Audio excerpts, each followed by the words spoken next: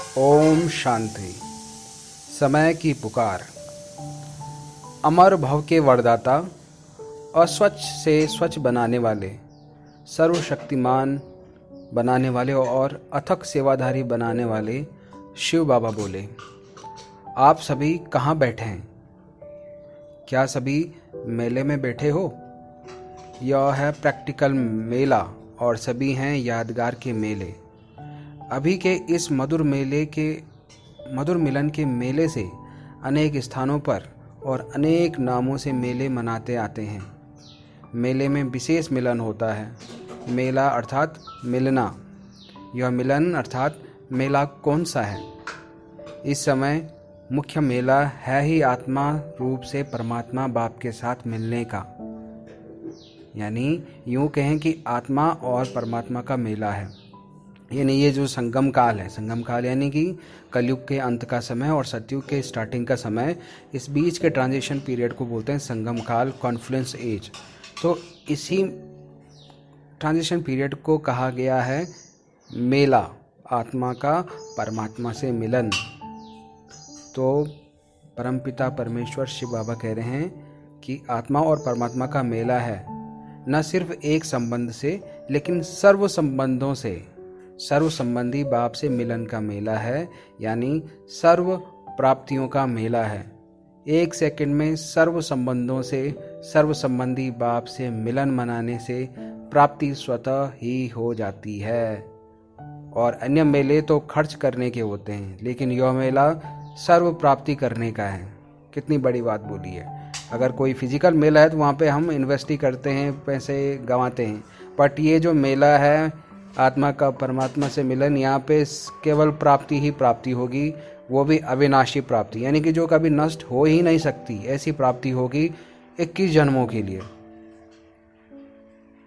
दूसरे मेले में अगर कुछ प्राप्ति लिखा है, एक सेकंड में सर्व संबंधों से, सर्व संबंधी बाप से मिलन मनाने से प्राप्ति स्वतः ही हो जाती है। और अन्य मेले तो खर्च करने के होते हैं, लेकिन यह मेला सर्व प्राप्ति करने का है। और दूसरे मेले में अगर कुछ प्राप्ति भी करेंगे तो कुछ देकर ही प्राप्त करेंगे, परंतु यहाँ देते क्या हो? जिसको संभाल नहीं सकते हो तुम वही देते हो ना। कोई यहाँ अच्छी चीज़ देते हो क्या? जिन चीज़ों को आप संभाल नहीं सकते हो तुम वही तो बाप को देते हो। इससे बाप को क्या बना दिया? सेवाधारी बनाया है ना। यानी कि जो हम संभाल नहीं सकते, दुख है, टेंशन है, फ्रस्ट्रेशन है, वही हम बाप को देते हैं कि भगवान ये हर ले, ये चीज़ ख़त्म कर दे, है ना। तो ये सारी चीज़ें हम किसको दे रहे हैं? भगवान को दे रहे हैं, परमात्मा को दे रहे हैं। तो परमात्मा क्या कह रहे हैं? जिन चीज़ों को आप संभाल नहीं सकते हो तुम वही तो बाप को देते हो। इससे बाप को क्या बना दिया? तुमने बाप को क्या बना दिया? सेवाधारी बना दिया, यानी कि सेवा करने वाला। यानी कि ये नहीं चाहिए, ये हमारे बस का नहीं है, ये तुम रख लो। पूछ रहे बाबा, सेवाधारी बना दिया ना। जैसे कि अपनी चीज़ को संभालने के लिए कोई सर्वेंट को रखा जाता है। बाप को देते भी वही हो जिसको आप कंट्रोल नहीं कर पाते हो। बाकी बाप को और कुछ दिया है क्या? कीचड़ पट्टी देकर कीचड़ पट्टी देकर अगर पद्मों की प्राप्ति हो जाए तो उसको देना कहेंगे या लेना? उसे लेना कहेंगे ना। तो और सभी मेले देने के होते हैं, और सभी मेले देने के होते हैं, और वहाँ यदि देकर कुछ लिया तो, कुछ लिया हो तो क्या वो बड़ी बात है? लेकिन यह मेला सर्व प्राप्ति लेने का मेला है। जो चाहो और जितना चाहो आप उतनी प्राप्ति कर सकते हो। तो ऐसा सर्व प्राप्तियों का मेला कभी कहीं देखा है? ऐसे मेले पर आप सभी आए हुए हो। तो मेले में एक होता है मिलन, और दूसरा क्या होता है? और मेले में तो मेले बनते हैं। मेले में तो मेले बनते हैं। मेले मतलब जिन पे मैल जमा होता है। और मेले में तो मेले बनते हैं। और यहाँ क्या बनते हो? स्वच्छ। स्वच्छ तो बन गए हो ना, या आप सभी तक स्वच्छ बन रहे हो? स्वच्छ बनने के बाद क्या होता है? श्रृंगार होता है और तिलक लगाया जाता है। अभी सदा स्मृति का तिलक स्वयं को लगा रहे हो और दिव्य गुणों के गहनों से अपने आप को सजा रहे हो। तो ऐसे तो मेले में मिलना हुआ और मनाना भी हुआ, और साथ साथ मेले में खेल पाल भी होता है। मेला और खेला साथ साथ ही होते हैं। तो मेला और खेला, यह दो शब्द अगर सदा याद रखो तो आपकी स्टेज कौन सी स्टेज बन जाएगी। यदि कभी भी स्थिति डगमग होती है तो उसका कारण है कि मेला यानी मिलन, उससे बुद्धि को किनारे कर देते हो, अर्थात मेले से निकल जाते हो और उसे खेल नहीं समझते हो। तो मेला और खेल, यह दो शब्द सदा याद रखो। मेले में सभी बातें आ जाती हैं, जैसे पहले सुनाया था ना कि मिलन किन किन बातों का होता है। मेला शब्द याद आने से संस्कारों का मिलन, बाप और बच्चों का मिलन और सर्व संबंधों से सदा प्राप्ति का मिलन, सभी इस मेले में आ जाते हैं। यह सृष्टि एक खेल है, यह तो मुख्य बात है, लेकिन यह माया की भिन्न भिन्न परीक्षाएं व परिस्थितियों जो आती हैं, यह भी आप लोगों के लिए एक खेल है। अगर इसको खेल समझो तो खेल में कभी परेशान नहीं होंगे, हंसते रहेंगे। तो परीक्षाएं भी एक खेल है। तीसरी बात, खेल समझने से जो भी भिन्न भिन्न वैरायटी संस्कारों का पाठ देखते हो, उन पाठधारियों का इस बेहद के खेल में यह पाठ अर्थात खेल नूदा हुआ है। नूदा का मतलब होता है कि इन्वॉल्व है, उनका यह पाठ इसमें इंक्लूडेड है। यह स्मृति में आने से कभी भी अवस्था डगमग नहीं होगी, सदैव एक रस अवस्था रहेगी। जब स्मृति में रहेगा कि यह वैरायटी पाठ ड्रामा अर्थात खेल है, तो वैरायटी खेल में पाठ ना हो कभी हो सकता है क्या? जब नाम ही है वैरायटी ड्रामा, जैसे हद के सिनेमा में, यानी कि फिजिकल जैसे देखते ही हैं हम इस फिजिकल वर्ल्ड में, जैसे कि सिनेमा में होता है, थिएटर में होता है, भिन्न भिन्न नाम के भिन्न भिन्न खेल होते हैं। समझो नाम ही है खूनी नाहक खेल, फिर उसमें अगर कोई भयानक व दर्दनाक सीन देखो तो विचलित होंगे क्या? समझो कि किसी पिक्चर का नाम है खूनी नाहक खेल, फिर उसमें अगर कोई भयानक या दर्दनाक सीन देखो तो विचलित होंगे क्या? नहीं होंगे, क्योंकि समझते हो कि खेल ही खूनी नाहक का है। पहले से ही ऐसा समझकर फिर उसे देखेंगे। वैसे ही मानो कोई लड़ाई झगड़े क्रोधी की स्टोरीज है तो उसको देखकर हंसेंगे या रोएंगे? जरूर हंसेंगे ना, क्योंकि जानते हो कि यह एक खेल है। ऐसे ही इस बेहद के खेल का नाम ही है वैरायटी ड्रामा। बेहद यानी कि ये जो अलौकिक यानी कि आत्मिक रूप का जो खेल है, यानी कि आत्मा कहाँ से आते हैं? इस धरती पर परम धाम से आते हैं, यहाँ पर अपना रोल निभाने आते हैं। तो यहाँ पे ये क्या है? वैरायटी का ड्रामा है। अलग अलग वैरायटी के लोग यहाँ पे मिलेंगे, अलग अलग सीन होंगे हमारे कर्मों में, हमारे जो भी जीवन की यात्रा है, ये सारे ड्रामा का पार्ट है। कभी दुख होगा, कभी सुख होगा, कभी लड़ाई झगड़ा, ये सारी चीज़ें ये ड्रामा है। तो बाबा कह रहे हैं ऐसे ही इस बेहद के खेल का नाम ही है वैरायटी ड्रामा, यानी खेल। तो उसमें वैरायटी संस्कार व वैरायटी स्वभाव व वैरायटी परिस्थितियां देखकर कभी विचलित होंगे क्या? या उसे भी साक्षी होकर एक रस स्थिति में स्थित हो देखेंगे? तो अगर यह समझो व याद रखो कि यह एक वैरायटी खेल है, तो जो पुरुषार्थ करने में मुश्किल समझते हो, क्या वह सहज नहीं हो जाएगा? यह दो शब्द भी भूल जाते हो, मेले को भी और खेल को भी भूल जाते हो, और भूलने से ही स्वयं को परेशान करते हो, क्योंकि याद यानी साक्षीपन की सीट छोड़ देते हो। सीट को छोड़कर अगर कोई ड्रामा देखे तो फिर क्या हाल होगा उसका। तो सीट पर सेट होकर वैरायटी ड्रामा की स्मृति रखते हुए अगर एक एक पार्टधारी का हर पार्ट देखो तो सदैव हर्षित रहेंगे। मुख से वाह वाह निकलेगी। वाह मीठा ड्रामा, यह क्या हुआ, क्यों हुआ, यह नहीं निकलेगा, बल्कि वाह वाह शब्द मुख से निकलेंगे, यानी सदा खुशी में झूमते रहेंगे। सदा अपने को मास्टर सर्वशक्तिवान अनुभव करेंगे। क्या ऐसे स्वयं को प्रैक्टिकल में अनुभव करते हो? मेले से बाहर निकल जाते हो तो परेशान हो जाते हो, और जब हाथ छोड़ देते हैं तो भी परेशान होते हो। जैसे कि कोई मेले में अपने मम्मी पापा के साथ गया है कोई बच्चा, और मम्मी पापा ने उसका हाथ पकड़ के रखा है, बट वो जानबूझ के हाथ छुड़ाना चाह रहा है, हाथ छोड़ दिया तो वो खुद मेले में गुम हो जाएगा, भटकता रहेगा। तो इसी तरीके से ऐसे ही तुम यहाँ भी बाप का हाथ छोड़ देते हो। हाथ छोड़ देना, क्या इसका अर्थ समझते हो?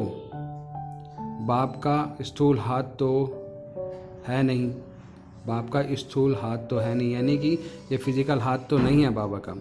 बाबा का हाथ है श्रीमत, श्रीमत है हाथ, और बुद्धि योग है साथ। तो बाबा का श्रीमत यानी कि उनकी मर्जी से चलेंगे तो वो है हाथ, और बुद्धि योग है साथ। तो मेले में जब हाथ और साथ दोनों ही छोड़ देते हो, यानी बाप से किनारा कर देते हो, तब भी परेशान होते हो। हाथ और साथ अगर ना छोड़ो तो सदा खुशी में रहेंगे। इसलिए अब सदैव मेला और खेला समझकर ही अपने पार्ट और दूसरे के पार्ट को देखो। यह तो सहज बात है और कॉमन अर्थात पुरानी बात है। पुरानी बात को निरंतर बनाया है, या कभी कभी भूल जाते हो, और या कभी समय पर याद करते हो। यह इसलिए बतलाया कि यदि वह दो शब्द भी निरंतर याद रखो तो निरंतर खुशी में और निरंतर शक्ति स्वरूप में रह सकते हो। अभी समय छोटी छोटी बातों में व साधारण संकल्पों के विघ्नों में गंवाने का नहीं है। अभी तो मास्टर रचयिता बन अपने भविष्य की प्रजा और भक्तों दोनों को अपनी प्राप्त की हुई शक्तियों द्वारा वरदान देने का समय आ पहुंचा है। यानी कि देखो बाबा क्या आप बोल रहे हैं हमें कि हम भविष्य के रचयिता हैं, यानी कि भविष्य को बनाने वाले हैं। भविष्य रचयिता बन अपने भविष्य की प्रजा, यानी कि भविष्य में हमारी कोई ऐसी प्रजा होगी। प्रजा यानी कि हम राजा नहीं बनेंगे, मतलब जो ऐसी आत्माएं होंगी जिनको सुख शांति की ज़रूरत होगी, वो शांति सुख आनंद को ढूंढेंगे, बट उन्हें मिलेगी नहीं। बट वो उन्हीं के पास जाएंगे जिनके पास ये सब चीज़ हो। पैसे वालों के पास नहीं होगी ये। जैसे प्यासा है तो प्यासा हमेशा पानी के पास ही जाएगा। तो जिनको इन चीज़ों की कमी महसूस होगी, तड़प होगी, वो उन्हीं के पास जाएगा जिनके पास इन सब चीज़ों का भंडार है। तो अभी ये परमात्मा से ये गुण, ये सारी शक्तियाँ अगर ग्रहण करते हो तो भविष्य में वही आत्माएं तुम्हारे पास आएंगी, और उनको तृप्त करना, उनको ज्ञान देना, उनको अज्ञान के पर्दे से ऊपर उठाना और परमात्मा से उनका मिलन करवाना आपकी जिम्मेदारी है। तो परमात्मा आपको कह रहे हैं, आप भविष्य रचयिता बन अपने भविष्य की प्रजा और भक्तों दोनों को अपनी प्राप्त की हुई शक्तियों द्वारा वरदान देने का समय आ पहुंचा है। अभी देने का समय है, न कि स्वयं लेने का समय। यानी कि आपने बहुत सारी शक्तियां ले रखी हैं और मैं हमेशा आपके साथ हूं, तो आपको वो शक्तियां औरों को भी जगाने में, उनको मेरे से समीप करवाने में, उनको मेरा साक्षात्कार करवाने में अब अपना समय देना है। अगर देने का समय भी कोई लेते रहे तो देंगे कब? क्या सतयुग में? वहाँ आवश्यकता होगी क्या? तो अभी ही अपनी रचना को भरपूर करने का समय है। अभी अपने प्रति समय गंवाना व अपने प्रति सर्व शक्तियों का प्रयोग करना, उसी में सर्व शक्तियों को समाप्त कर देना, अर्थात जो कमाया वो खाया, ऐसा करने का अभी समय नहीं है। पहले समय था कि कमाया और खाया, लेकिन अभी समय कौन सा है? जो जमा किया है उसको सर्व आत्माओं के प्रति देने का समय है। नहीं तो आपकी प्रजा व भक्त इन प्राप्तियों से वंचित रह जाएंगे और वे भिखारी के भिखारी ही रह जाएंगे। तो क्या दाता और वरदाता के बच्चे वरदाता व दाता नहीं बनेंगे?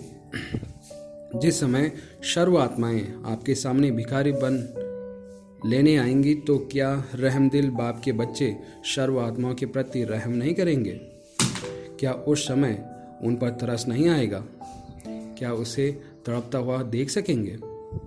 लौकिक रूप में भी हद का रचयिता अपनी रचना को दुखी व तड़पता हुआ नहीं देख सकता। तो अभी तुम भी मास्टर रचयिता हो ना, यानी यह बाप का ही काम है या आपका भी काम है। जब आप लोग भी सभी मास्टर रचयिता हो तो मास्टर रचयिता अपनी रचना के दुख के विलाप व तड़पन को कभी देख नहीं सकेंगे। उस समय उन्हें कुछ देना पड़ेगा। अगर अभी से स्टॉक इकट्ठा नहीं करेंगे और जो कमाया उसे खाते और ख़त्म करते रहेंगे तो देंगे क्या? अब अपने पोता मेल को देखना है। अभी के समय प्रमाण रचयिता मास्टर रचयिता को कौन सा पोता मेल देखना है, क्या क्या गलती की, यह तो बचपन का पोता मेल है। लेकिन मास्टर रचयिता को अपना कौन सा चार्ट चेक करना है। आप हर शक्ति को सामने रखते हुए यह पोता मेल देखो कि आज के दिन सर्व शक्तियों में से कौन सी शक्ति और कितनी परसेंटेज में शक्ति जमा की। अभी जमा के खाते का पोता मेल देखना है। खर्चे को फुल स्टॉप देना है। अभी तक भी अपने प्रति खर्च करते रहेंगे क्या? दूसरों को देना वह खर्चा नहीं, यह तो एक देना फिर लाख पाना है। वह खर्चे के खाते में नहीं, वह जमा के खाते में हुआ। जब अपने विघ्नों के प्रति शक्ति का प्रयोग करते हो वह होता है खर्च। जब कोई भी विघ्न पड़ता है तो उनको समाप्त करने में जो समय खर्च करते हो या जो ज्ञान धन को खर्च करते हो तो इतना सभी खर्च अभी से बचाना पड़े। जैसे यह गवर्नमेंट भी आजकल बचत की स्कीम बनाती है तो ऑलमाइटी गवर्नमेंट भी अब सब बच्चों को ऑर्डर करती है कि अब बचत की स्कीम बनाओ, खर्चे को फुल स्टॉप लगाओ। खर्चा मतलब क्या? जो हम फालतू सोचते हैं, किसी के लिए जेलेसी, किसी के लिए मतलब जो टाइम परमात्मा को देना है अपने ज्ञान के भंडार को भरने में है वो हम खर्च करने में लगा रहे हैं, तो वो वाला खर्चा बाबा कह रहे हैं। अब स्टॉप लगाओ, अभी तो देते रहो। अभी लेने का कुछ राह है क्या? अगर राह है तो इससे सिद्ध होता है कि बाप ने पूरा वर्षा दिया नहीं है, लेकिन बाप ने अपने पास कुछ रखा ही नहीं है। वह तो एक सेकंड में पूरा ही वर्षा दे देते हैं, जो कुछ भी लेने का रहता ही नहीं। तो अभी बचत करनी आएगी, ना कि खर्च करने की आदत पड़ गई है। बहुत ऐसे होते हैं जिसको जमा करना आता ही नहीं, जमा कर ही नहीं सकते, उन्हें और ही खर्च करते करते उधार लेने की आदत पड़ जाती है। यहाँ भी जब अपनी शक्ति खर्च कर देते हो तब कहते हो फलानी दीदी दादी व बाप दादा कुछ दे दे, उधार ले लेते हो। पहले सोचो कि हम किसके बच्चे हैं। अखुट खजाने के मालिक के बालक हैं। नशा है ना, जब अखुट खजाने के बालिक सो मालिक हो और ऐसे फिर दूसरों से शक्ति का उधार लेंगे, उनको क्या क्या कहा जाए? बहुत समझदार। ऐसे बहुत समझदार तो कभी नहीं बनते हो ना। क्या बचत करने की युक्तियां अथवा बचत की स्कीम जानते हो? बचत करने का भी सभी से सहज और श्रेष्ठ तरीका कौन सा है जिससे कि सर्व शक्तियों की बचत कर सको? बजट भी कैसे बनाएंगे? पहले बनाएंगे तब तो चेक करेंगे ना। कैसे बनाएं कि जिससे ऑटोमेटिकली जमा हो। बजट बनाना यानी अपनी बुद्धि का, वाणी का और फिर कर्म का, सभी का अपना हर समय का प्रोग्राम फिक्स करो। जैसे बजट बनाते हैं तो उसमें फिक्स करते हैं ना कि इतना खर्चा इस पर करेंगे, उस फिक्सेशन के अनुसार ही फिर खर्चे को चलाते हैं, तब बजट प्रमाण कार्य सफल हो सकता है।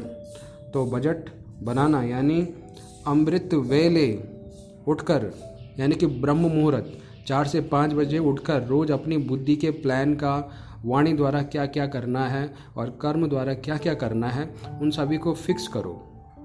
अर्थात अपने तीनों प्रकार की रोज की डायरी बनाओ।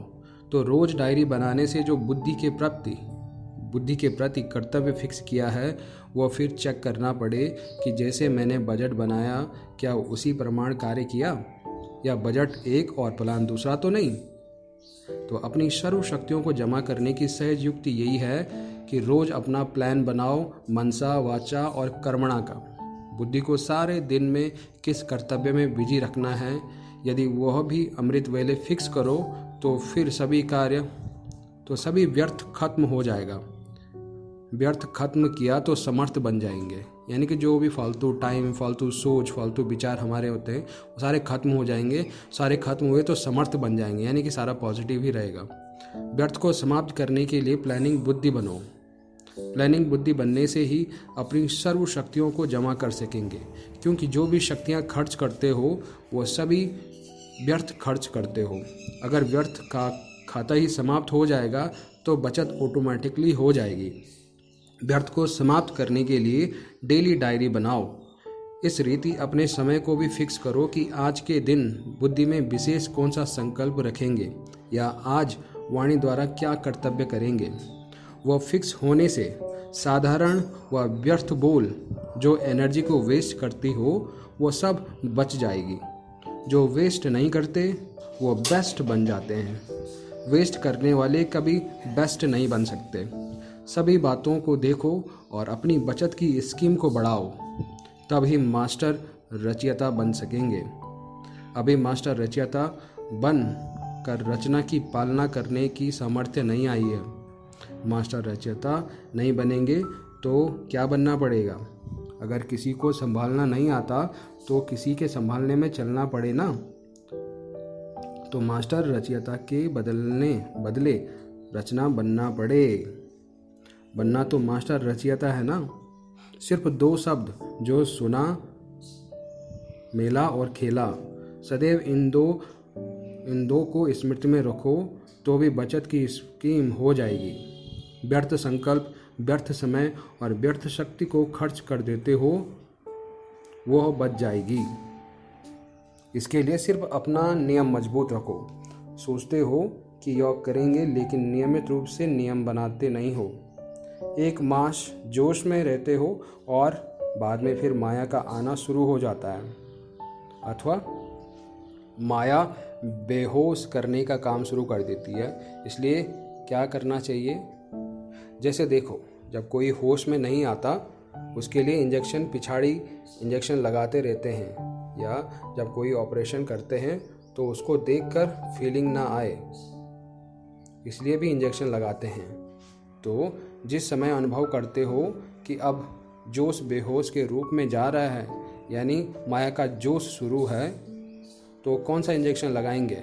अटेंशन और चेकिंग तो है ही, लेकिन उसके साथ साथ अमृत वेले यानी कि ब्रह्म मुहूर्त पावर हाउस से फुल पावर लेने का जो नियम है उसको बार बार चेक करो। यह बड़ी से बड़ी इंजेक्शन है।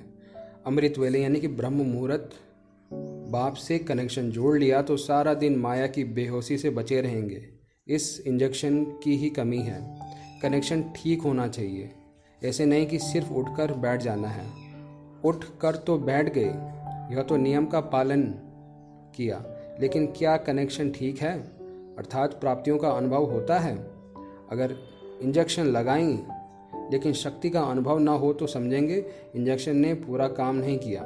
इसी प्रकार अमृत वेले का कनेक्शन यानी सर्व पावर्स का और सर्व प्राप्तियों का अनुभव होना, यह बड़े से बड़ा इंजेक्शन है।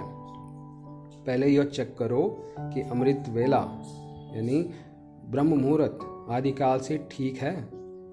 अगर आदिकाल ठीक ना होगा तो मध्य और अंत भी ठीक ना होगा। आदिकाल में अनुभव करने का अभ्यास नहीं है तो सृष्टि के आगे यानी कि सृष्टि के आदि अथवा आदिकाल में सर्व सुखों का अनुभव नहीं कर सकेगा। जैसे सारे दिन का यह आदिकाल है, उस आदिकाल को अगर छोड़ कुछ समय के बाद व कुछ घंटों के बाद जागते हो व बैठते हो व कनेक्शन जोड़ते हो तो जितना यहाँ लेट उतना वहाँ लेट, क्योंकि बाप दादा से बच्चों के मिलन का अपॉइंटमेंट का जो समय है उसमें पहला चांस बच्चों का है, फिर है भक्तों का। अगर भक्तों के टाइम में भी कनेक्शन जोड़ा तो बच्चों और जैसा वरदान नहीं पा सकेंगे। इसलिए इस काल का उस काल से कनेक्शन है। सभी से बड़ा बजट का पहला आइटम तो यह रहा, अमृत वेले यानी आदिकाल। उस समय अपने को चेक करो कि हम आदिकाल में आने वाले हैं या कुछ जन्म पीछे जाने वाले हैं। यहाँ के घंटे वहाँ के जन्म, जितने यहाँ घंटे कम उतने वहाँ जन्म कम हो जाएंगे। कमजोरी इसी की है। बैठ तो जाते हो सभी, उस समय की सीन देखो तो बड़ा मज़ा आएगा। उस समय का दृश्य ऐसा होता है जैसे कि जयपुर में एक ही हठ योगियों का म्यूजियम है, भिन्न भिन्न प्रकार के हठ योग दिखाए हुए हैं। तो अमृत वेले भी उस समय की सीन ऐसी होती है। कोई हट से नींद को कंट्रोल करते तो कोई मजबूरी से टाइम पास करते और कोई उल्टे लटके हुए होते हैं। अर्थात जिस कार्य के लिए बैठते हैं वह उनसे नहीं होता। जैसे उन हठ योगियों को दिखाते हैं कि कोई एक टांग पर, कोई उल्टे और कोई कैसे होते हैं। यहाँ भी उस समय का दृश्य ऐसा होता है। कोई एक सेकंड तो अच्छा व्यतीत करते हैं, फिर दूसरा सेकंड देखो तो एक टांग पर ठहरते ठहरते ही तो दूसरी टांग फिर गिर जाती। सोचते हैं आज के दिन कुछ जमा करेंगे, परंतु होता नहीं है। वह सीन भी देखने की होती है। कोई फिर सोते सोते भी योग करते हैं, जैसे वह हट करते हैं, कांटों पर सोते हैं। यहाँ से सैया पर होते। यहाँ के उस समय का पोज भी वंडरफुल होता है। इसलिए सुनाया कि अमृत वेले के महत्व को जानने और उसे जानकर जीवन में लाने से महान बन सकते हो। अगर अमृत वेले यानी कि ब्रह्म मुहूर्त 4 से 5 बजे अपना प्लान नहीं बनाएंगे तो प्रैक्टिकल में क्या लाएंगे। कोई लौकिक कार्य भी तब सफल होता है, यानी कि फिजिकल वर्ल्ड में कोई कार्य तभी सफल होता है जब पूरा प्लान बनाते हो। अगर प्लान नहीं बनाते हो तो सफलता नहीं हो सकती। इस प्रकार अमृत वेले यानी कि ब्रह्म मुहूर्त 4 से 5 बजे अपना प्लान फिक्स नहीं करते हो तो मन, वाणी अथवा कर्म द्वारा जो सफलता होनी चाहिए वो नहीं हो पाती। अभी इस महत्व को जानकर महान बनो। अभी तो स्पष्ट सुनाया ना कि अब बाकी क्या पुरुषार्थ रह गया है। अमृत वेला का ठीक करेंगे तो सभी ठीक हो जाएगा। जैसे अमृत पीने से अमर बन जाते हैं तो अमृत वेले को सफल करने से अमर भव का वरदान मिल जाता है। फिर सारा दिन कोई भी विघ्नों में मुरझाएंगे नहीं, सदा हर्षित रहने में और सदा शक्तिशाली बनने में अमर रहेंगे। अमृत वेले जो अमर भव का वरदान मिलता है वो अगर न लेंगे तो फिर मेहनत बहुत करनी पड़ेगी। मेहनत और खर्चा दोनों करते हो, नहीं तो अमर भव के वरदानों से मेहनत और खर्चा दोनों से छूट जाएंगे। अच्छा, ऐसे सदा बाप के साथ रहने वाले व सदा हर संकल्प में मिलन मनाने वाले, एक संकल्प व एक सेकंड भी मेले से अलग नहीं होने वाले, सदैव साक्षी और याद की सीट पर सेट होकर सीन देखने वाले खिलाड़ी व देखने वाले तीव्र पुरुषार्थी, एक सेकंड में संकल्प और स्वरूप बनने वाले, यानी जो संकल्प किया वह स्वरूप बने, ऐसे तीव्र पुरुषार्थी अमर भव के वरदानी बच्चों को बाप दादा की याद, प्यार और नमस्ते। अच्छा, ओम शांति।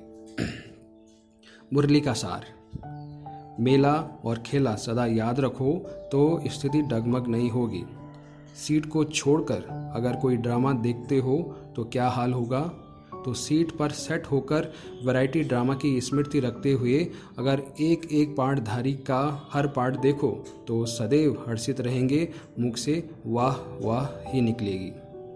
मास्टर रचयिता को अपना कौन सा पार्ट चेक करना है कि आज के दिन सर्वशक्तियों में से कौन सी शक्ति और कितनी परसेंटेज में शक्ति जमा की है।